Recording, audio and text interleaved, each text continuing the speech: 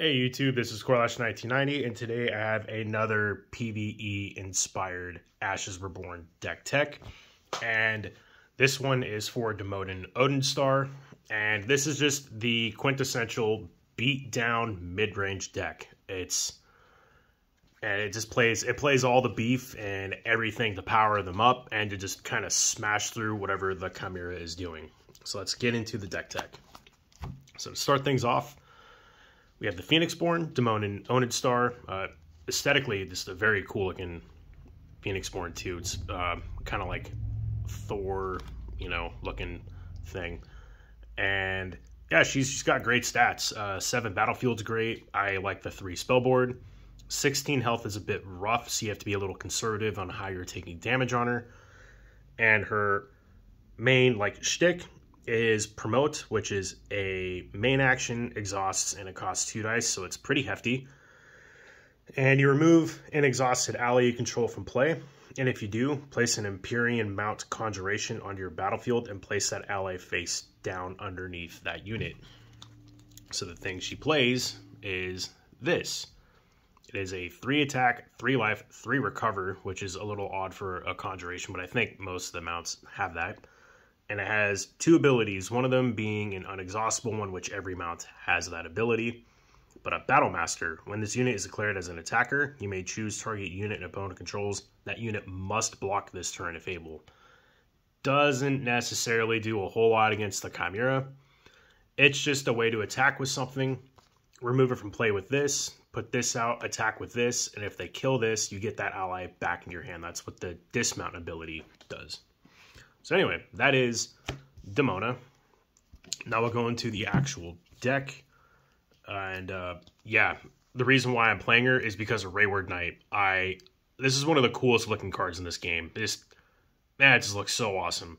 And this unit is also just actually insane too. This ally is so good. So it costs 3 basics, which is fantastic. 3 life, 3 attack, 3 recover. So it's pretty hefty. It has 2 arms, which is an amazing ability. When it comes into play, you search your discard pile for an ally, shuffle it into your deck. So it's like playing ceremonial dice without having to play ceremonial dice.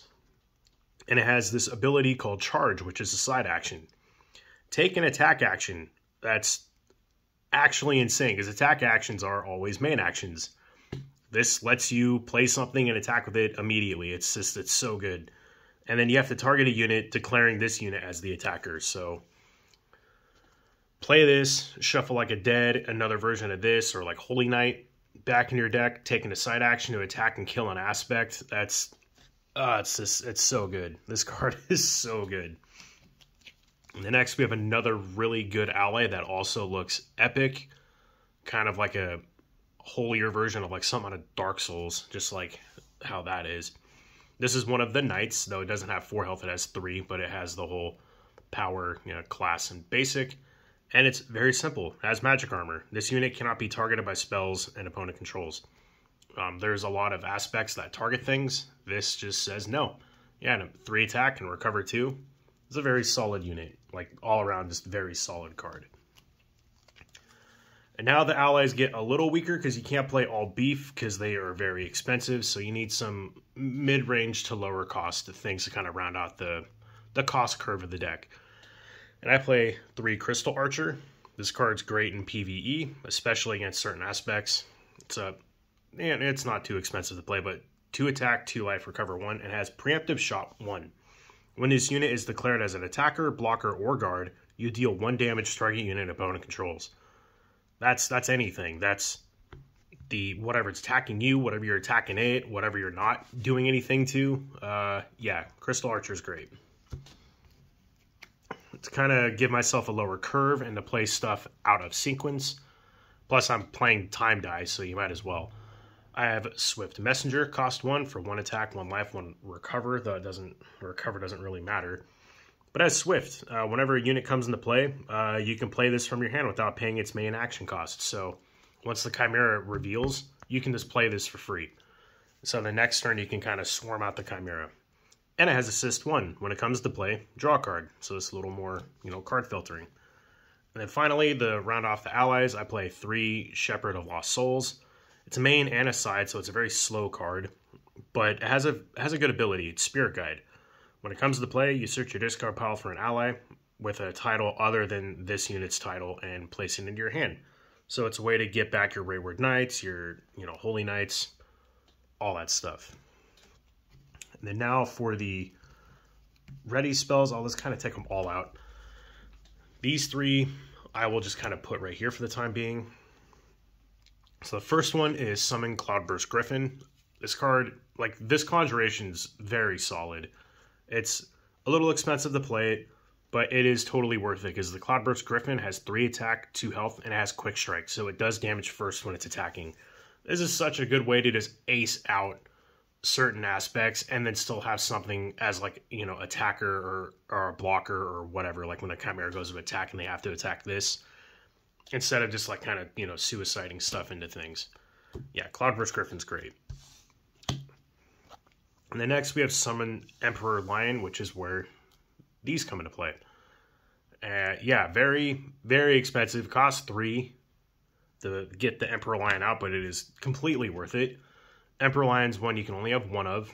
3 attack, 3 life, so it's a beefy conjuration. It has this ability called Decree. When this unit comes into play, search your draw pile. You may reveal a ready spell with Law in its name and place it into your hand. You may immediately play a Law from your hand without paying any main or side action costs. Shuffle your draw pile. So this card searches these. And we only play 2 ready spells. I mean, this is technically 1, but they kind of fade away at the end of the round. So Law of Grace. I mainly play this card for the life gain abilities because Dimona has low health. So there were a couple games where I kept just dying out because I didn't have enough life to sustain myself through the game. So Law of Grace, this costs 1. When it comes into play, you remove a wound token from your Phoenixborn. And then after any Phoenixborn is dealt damage by a spell ability, prevent 1 damage from being received. So it's just some damage mitigation. And our Emperor Lion, on top of being one of the beat sticks in the deck, fetches it out for us and lets us play it for free. Next, I have some alteration spells to kind of buff up our units. I'm still on the fence about this one. It's been pretty good, but I think that I might want to just add more, like another Crystal Armor and then like another random one of Law.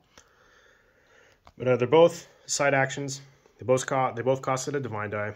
Crystal Armor is great. Whenever your opponent declares an attacker, you can just pay a turtle die and play this for free. You play it on their turn. It gives 1 attack and 1 life. The 1 life is pretty key. A lot of aspects have 3 attack. A lot of our stuff, all of it, is 3 health. So this gets us to that 4 health mark, so we're not just auto-dying to things. And that +1 recovers alright, too. And then Power Through is 1 attack, but it also gives it Overkill 1. So whenever it kills something, it deals 1 direct damage to the Chimera. Next is probably the best card in the deck. One of the better cards in Ashes Reborn as well, and it is Meteor.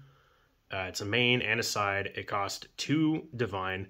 You deal 1 damage to all units, then you deal additional damage to all units equal to the number of Lion Heads spent. So if you spent 2 Lion Heads, this does 3 damage to everything, which will just board wipe you and the Chimera and set everything back to 0.